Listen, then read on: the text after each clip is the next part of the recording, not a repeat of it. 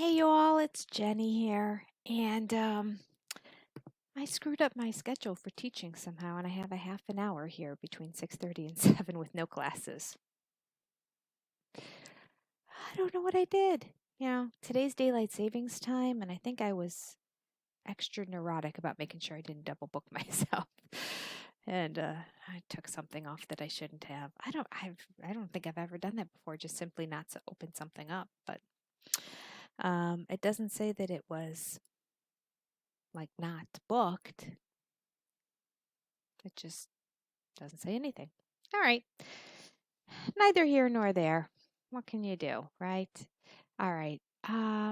So I had something else planned to talk about today, but it was very, very short because I realized with the time change that I literally, the minute I finish class, I have got 5 minutes before I'm supposed to go out the door to go to church with my kids. And so I'm basically ready. I'm fine. I'll just go as is. Come as you are. That's what he says, right? However, now I've got this extra half an hour, so I can make myself look even better, or I can provide a video for you because I won't have time to do one this morning. So I'll give you one. There you go. Everyone else has to suffer looking at me today.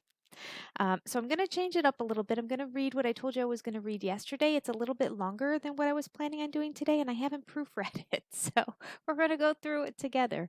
But first, let's start off first. Very nervous about the scale today because yesterday was a day of deviation. Yeah.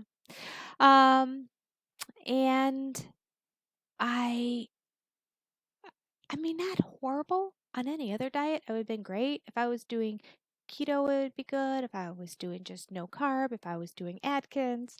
But I'm not. I'm doing HCG. So there you go. But as I mentioned, my daughter came home thrilled and she was hungry as soon as she came in the door. And I was like, would you like some turkey chili and some shredded cheese and croutons? And she's like, oh, that would be great. I usually take a snack from the cafeteria before coming here, but cafeteria was closed because it's still spring break.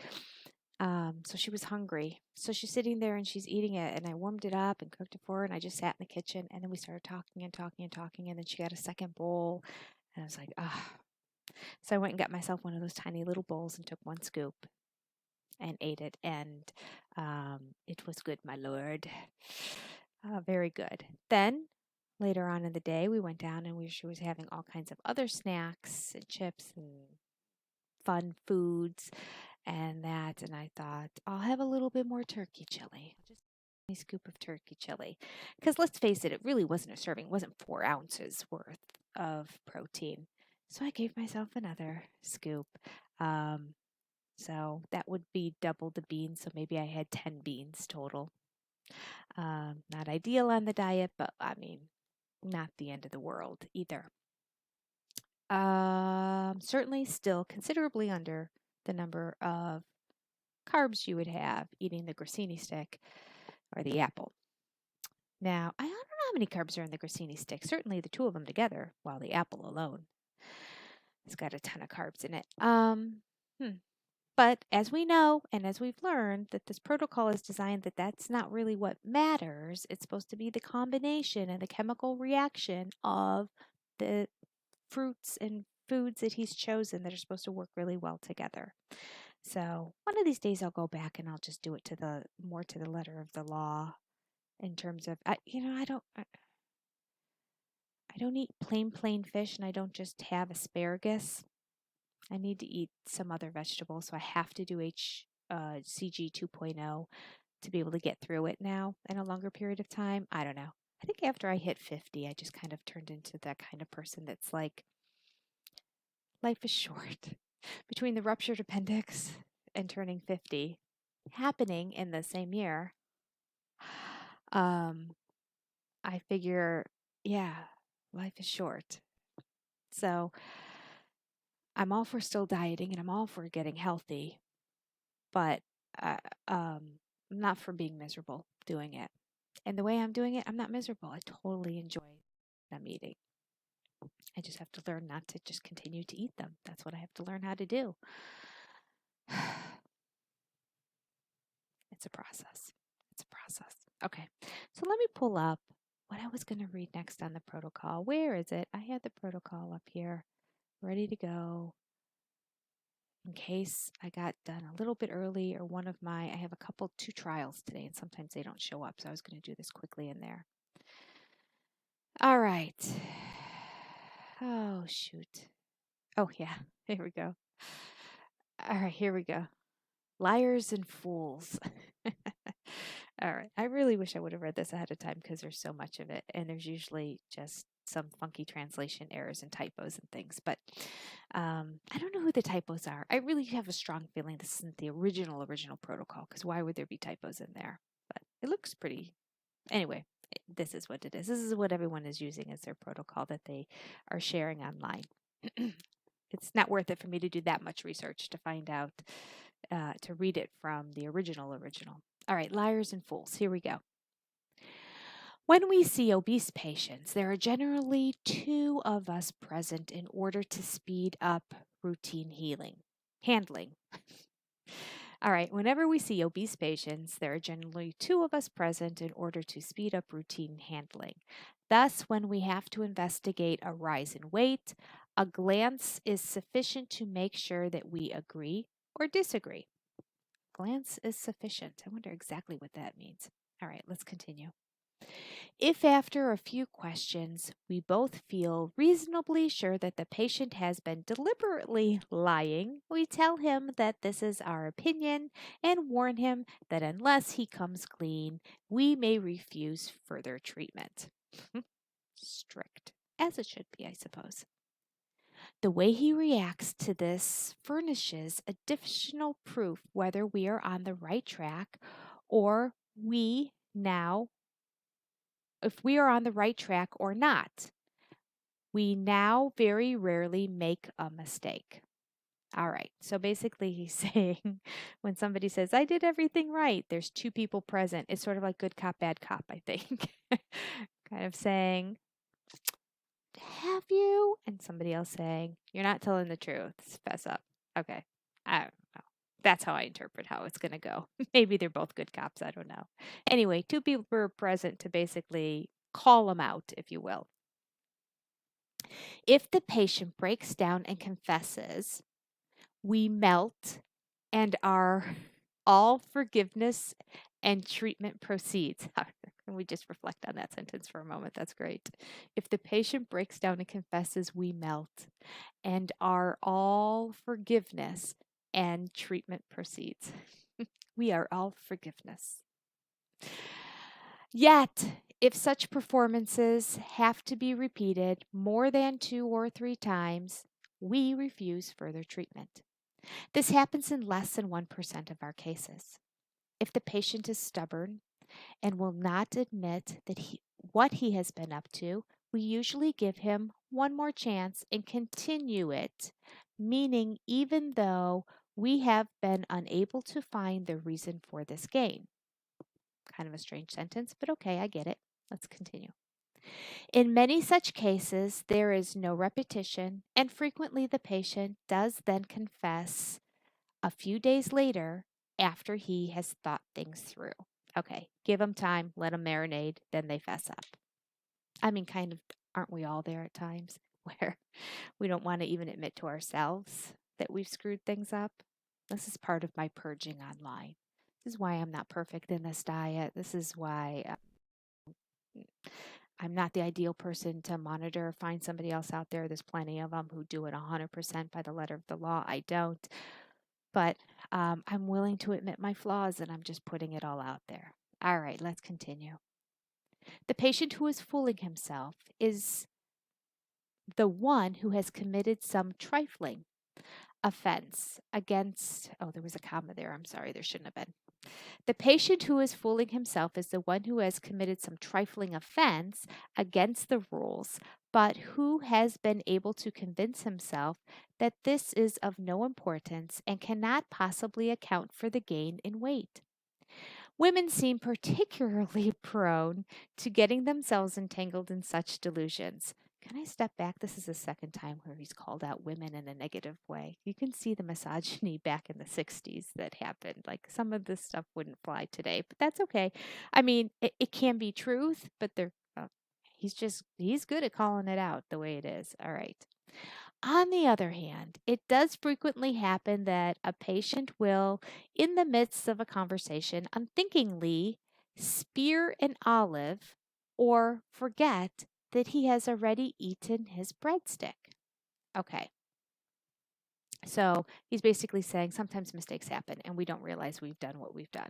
I don't know how you would forget that you ate an olive. But I can see you forgetting that you ate your grissini stick because, one day blends into the next. If you don't do HCG 2.0 and you do the strict protocol, it's pretty the same from day to day to day to day and meal to meal to meal. Let's continue. A mother preparing food for the family may, out of sheer habit, forget that she must not taste the sauce, that she must not taste the sauce to see whether it needs more salt. It should be must taste the salt. I'm sorry. I like to proofread these. Sometimes they put commas where they don't belong. They don't put them where they belong. And anyway, words get jumbled. Sometimes a rich maiden aunt cannot be offended by refusing a cup of tea into which she has put 2 teaspoons of sugar, thoughtfully remembering the patient's taste from previous occasions. Continue. Such incidents are legion and are usually confessed without hesitation, but some patients seem genuinely able to forget these lapses and remember them when a visible shock only after insistent questioning. And remember them with a visible. Okay, so remember that meaning that they literally go, oh, is what he's trying to say. Um, After much questioning, it comes back. In these cases, we go carefully over the day. Sometimes the patient has been invited to a meal or gone to a restaurant, naively believing that the food has actually been prepared exactly according to instructions. They will say, yes, now that I come to think of it, the steak did seem a bit bigger than the one that I had at home. And it did taste better. Maybe there was a little fat on it, though I specifically told them to cut it all away. Sometimes the breadsticks were broken and a few fragments were eaten, and maybe they were a little bit more than one. It is not, meaning basically when you eat all the pieces, if you put them all together, it would have equivaled more than one grissini breadstick. It is not uncommon for patients to place too much reliance on their memory of a diet of too It is not uncommon for patients to place too much reliance on their memory of the diet sheet and start eating carrots, beans, or peas, and then to seem genuinely surprised when their attention is called to the fact that these are forbidden and cannot be listed. Okay. Liars and fools. He's so not PC. It's great. I mean, I just love it. Those were the days before PC-ness, right? Where you could just call people out. I don't know. I guess it's good to be PC. Nobody calls me fat. Not that anyone ever called me fat before anyway, so let's go back to the days before all this PC stuff. All right, there you go. I don't have a whole lot more to add. I don't fall into this category. I'm not aware of what I eat. I'm very much aware. These are choices that I'm making. I'm a grown woman. I can pull up my pants and put on my big girl panties and admit that I am not perfect on this diet. But that being said, I didn't finish telling you everything I ate yesterday. I realized I got distracted. I don't know how that happened. I can say this is what I did and go ahead and move on. All right. So later on in the day, I wanted my husband to go to Costco, and he's not a huge fan of going on Saturdays. He said he'd go to Walmart after he dropped off my son at fencing, which he does on Saturday mornings. So I said, all right, very well, let's do that. And that's my reminder that in 15 minutes my class starts. And I'm like, what can we get at Walmart to eat? Like some of the fresh salmon and stuff that I normally would prepare for the whole family. It didn't have. I said, you know what? Just get me some chicken breasts from there and pick up some taco seasoning, um, and everything else I have here at home. And I'm just going to experiment. So I made my own. I thought I'm going to make this all in a crock pot. I'm going to put all this stuff together. I guess I got inspired because I just did the chili earlier in the week. Let me put it all together. And then I told him to get some whole, either um, spinach or whole wheat tortillas. He got the whole wheat ones, um, so that we try to be healthy if we use this in a tortilla. And I told him to also get some tortilla chips in case somebody in the family wanted to put this on top of tortilla chips. I put some in a bowl and ate it like that. Yes, tortilla chips, one of my weaknesses, and these are the really good ones from Giant Eagle. If you have a Giant Eagle anywhere near you, if you live in the Pennsylvania, Ohio, they're based out of Pennsylvania. So I think like any surrounding states up here, kind of in the eastern part of the Midwest, close to the East Coast. I don't know if Pennsylvania is considered Midwest or not. I think we're on the border. They might be east. I don't know. We have what's called Giant Eagles, and they have their own brand called Great Giant, I think. Oh, their tortilla chips are so good. No, no, why am I saying this? Eat, back up. I'm wrong. This was Walmart. This wasn't Giant Eagle. Walmart brand. Everybody has a Walmart. Great, great something. It's called Great Something. Um, and it doesn't have Eagle in the name because it's Walmart. Great news. No, great something. Drives me nuts. Anyway, um, these are their generic brand, and they make their own tortilla chips, and they're like 92 cents a bag. So it's like $2.69 for the tortilla chips by the company that begins with a T, and I can't think of it right now. Tostitos, maybe? Anyway, or for 92 cents, you can get this bag that is amazing. And quite frankly, I like even better because they're thinner. And I love that lighter crisp. So they might not be as ideal if you have a thick dip because they might be more apt to break, but they do make different sizes. I do believe that the round ones are a little bit thicker, and these were just the regular size ones that my husband picked up. So they're the big triangles, and they're really, really thin, and I love that thinness, and they're loaded with salt. So good. Okay, I didn't eat one. I didn't have one of the wraps. I didn't have one of the tortilla chips. And then what I like even more than the tortilla chips is that homemade French, either French bread or Italian bread. They make both of them. Usually, I think we get the Italian because it tends to be a little bit softer all the way around, including the outside. And my husband brought home 2 loaves of that. So he had it in a bowl, but of course, he had like ripped off hunks of this bread and was eating it with it. Oh, so amazing. Um, I didn't have a morsel of that bread. So I'm proud of myself. Now, what was all in this? It is not PT approved. It is not even P2 HCG 2.0 approved. It's basically like my turkey chili. So as opposed to ground turkey, I had a chicken breast, which probably has even less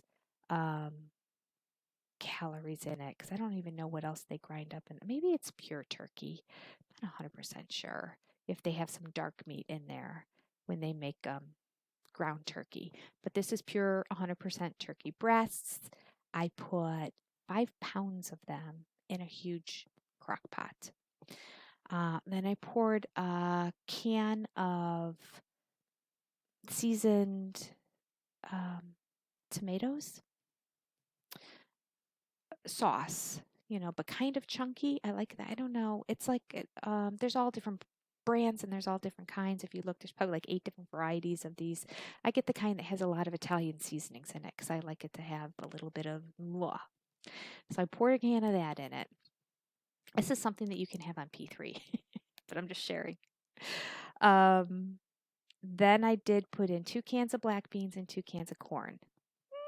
this is where it's no bueno. But this was going to be my Mexican dish as opposed to my. We were trying to figure out what chili was. If it was Italian, we were like, no, it's not Mexican because I'm like, we're gonna have Mexican, and we're like, that's not Italian. And my daughter said it's Amish. It just reminds me of coming home because I live in Ohio, less than an hour. Well, 2 hours from the heart of Amish land is where I live, but go there frequently. Can within an hour hit the outskirts of where the Amish all live. She's like, that's just comfort home Amish food. I'm like, okay. So we had comfort home Amish food. I felt like this was too much the same, but they were saying no, it wasn't. I put the rest of the cherry tomatoes that were in my refrigerator left over from the chili. So like one of those big containers, I used about 2/3 of it for the chili. So I had about a third of it left. So I just dumped those in there. And I put in taco seasoning, a lot of taco seasoning, and just poured it. My husband got a container of it. It wasn't Ortega, it's the other one, El Paso. And I sprinkled a whole bunch of that in it. Just, I don't know, by eye. I couldn't tell you. Maybe I put in 5 or 6 tablespoons inside this. And no, my husband said it was a little waterier than I wanted. He said he put a little water in the bottom of the tomato can because he put the tomato can in with the chicken initially. I was doing something else later in the house, and then I came down and just added more stuff to it. Um, and then as it cooked, we just kept pulling the chicken apart. So we didn't cook up the chicken first. I didn't have to worry about pre-cooking, using another pan, nothing. Everything went in at the same time. I kept the chicken on the bottom at first for a while and on high, and then eventually we just started pulling it apart and mixing it up until it was all shredded inside. Everyone in my family thought it was amazing. They liked it better than my homemade chili, which is a big hit around here. So you're welcome. There's a recipe that's very easy and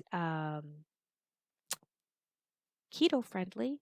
Eh, I don't know. I'd have to look into keto because there were, depending. Now, because I had 5 pounds of chicken in there, even though I had 2 cans of each of the corn and that, like when you scoop it up, I got basically chicken with a few pieces it was kind of like there's a few pieces of black beans and a few pieces of corn um, throughout it. But again, maybe I ate 10 pieces of beans and corn altogether. Um, I ended up having 2 small bowls of that later on for dinner when um, my daughter was like, "Oh, this is so good." She ended up having 3 wraps of it. And my son had it on the chips. My husband had it in the bowl with the bread. I just had my tiny little bowl that I was eating.